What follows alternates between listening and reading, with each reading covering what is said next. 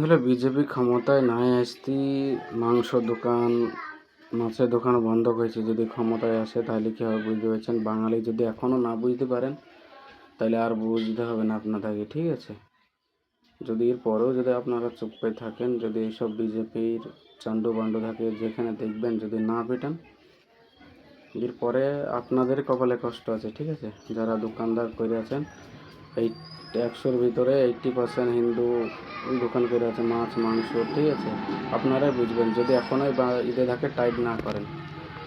BJP কিছু ছেলে এসে বলছে ছট পুজোর জন্য দোকানটা বন্ধ রাখতে হবে।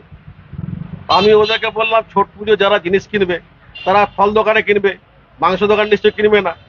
তত এই মাংস দোকানের সঙ্গে ছট পুজো কি সঙ্গে আছে?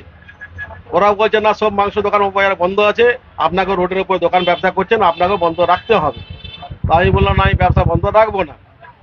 তো ওরা ধমকি বলুন যে থ্রেড বলুন একটা দিয়ে গেল যে কালকে খুলে রাখবেন দেখবো। তো যাই হোক, এই হচ্ছে বক্তব্য।